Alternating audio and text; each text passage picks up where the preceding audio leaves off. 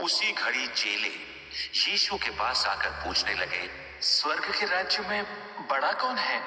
इस पर उसने एक बालक को पास बुलाकर उनके बीच में खड़ा किया और कहा, मैं तुमसे सच कहता हूं, यदि तुम न गिरो और बालकों के समान न बनो तो स्वर्ग के राज्य में प्रवेश करने नहीं पाओगे। जो कोई अपने आप को इस बालक के समान छोटा करेगा वो स्वर्ग के राज्य में बड़ा होगा, और जो कोई मेरे नाम से एक ऐसे बालक को ग्रहण करता है वो मुझे ग्रहण करता है।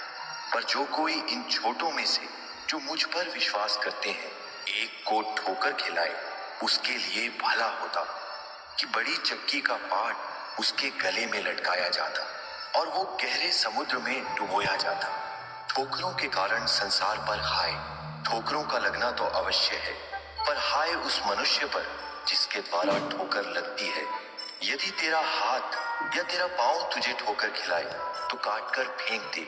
टुंडा या लंगड़ा होकर जीवन में प्रवेश करना तेरे लिए इससे भला है कि दो हाथ या दो पांव रहते हुए तू अनंत आग में डाला जाए।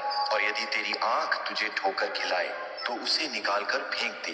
काना होकर जीवन में प्रवेश करना तेरे लिए इससे भला है कि दो आंख रहते हुए तू नरक की आग में डाला जाए। देखो, तुम इन छोटों में से किसी को तुच्छ न जानना, क्योंकि मैं तुमसे कहता हूं स्वर्ग में उनके दूत मेरे स्वर्गीय पिता का मुंह सदा देखते हैं। तुम क्या समझते हो, यदि किसी मनुष्य की 100 भेड़ें हों और उनमें से एक भटक जाए तो क्या 99 को छोड़कर और पहाड़ों पर जाकर उस भटकी हुई को न ढूंढेगा? और यदि ऐसा हो कि उसे पाए तो मैं तुमसे सच कहता हूं कि वो उन 99 भेड़ों के लिए जो भटकी नहीं थी इतना आनंद नहीं करेगा जितना कि इस भेड़ के लिए करेगा। ऐसा ही तुम्हारे पिता की जो स्वर्ग में है ये इच्छा नहीं कि इन छोटों में से एक भी नाश हो। यदि तेरा भाई तेरा अपराध करे तो जा और अकेले में बातचीत करके उसे समझा।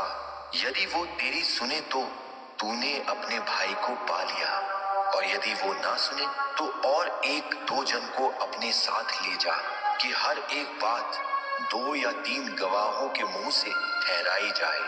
यदि वो उनकी भी न माने तो कलीसिया से कह दे, परंतु यदि वो कलीसिया की भी न माने तो तू उसे अन्य जाति और महसूल लेने वाले के समान जान। मैं तुमसे सच कहता हूं, जो कुछ तुम पृथ्वी पर बांधोगे वो स्वर्ग में बंधेगा, और जो कुछ तुम पृथ्वी पर खोलोगे वो स्वर्ग में खुलेगा। फिर मैं तुमसे कहता हूं, यदि तुम में से 2 जन पृथ्वी पर किसी बात के लिए जिसे वे मांगे एक मन के हों तो वो मेरे पिता की ओर से जो स्वर्ग में है उनके लिए हो जाएगी। क्योंकि जहां 2 या 3 मेरे नाम पर इकट्ठे होते हैं वहां मैं उनके बीच में होता हूं। तब पतरस ने पास आकर उससे कहा, हे प्रभु, यदि मेरा भाई अपराध करता रहे तो मैं कितनी बार उसे क्षमा करूं? क्या 7 बार तक?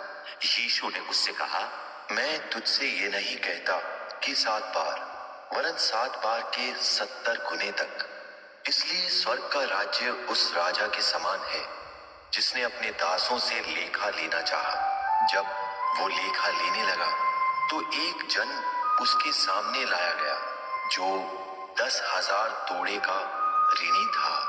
जब चुकाने को उसके पास कुछ न था तो उसके स्वामी ने कहा, ये और इसकी पत्नी और लड़के वाले और जो कुछ इसका है सब बेचा जाए और वो कर्ज चुका दिया जाए।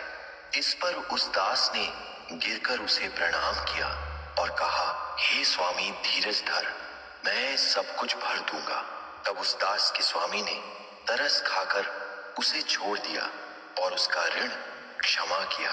परंतु जब वो दास बाहर निकला तो उसके संगी दासों में से एक उसको मिला जो उसके 100 दिनार धारता था। उसने उसे पकड़कर उसका गला घोंटा और कहा, जो कुछ तेरे ऊपर ऋण है भर दे। इस पर उसका संगी दास गिरकर उससे विनती करने लगा, धीरज धर, मैं सब भर दूंगा। उसने न माना, परंतु जाकर उसे बंदी गृह में डाल दिया कि जब तक कर्ज भर न दे तब तक वहीं रहे। उसके संगी दास ये जो हुआ था देखकर बहुत उदास हुए और जाकर अपने स्वामी को पूरा हाल बता दिया। तब उसके स्वामी ने उसको बुलाकर उससे कहा, हे दुष्ट दास, तूने जो मुझसे विनती की तो मैंने तो तेरा वो पूरा कर्ज क्षमा किया। सो जैसा मैंने तुझ पर दया की वैसी ही क्या तुझे भी अपने संगी दास पर दया करना नहीं चाहिए था? और उसके स्वामी ने क्रोध में आकर उसे दंड देने वालों के हाथ में सौंप दिया कि जब तक वो सब कर्ज भर न दे तब तक उनके हाथ में रहे। इसी प्रकार यदि तुम में से हर एक अपने भाई को मन से क्षमा न करे तो मेरा पिता जो स्वर्ग में है तुमसे भी वैसा ही करेगा।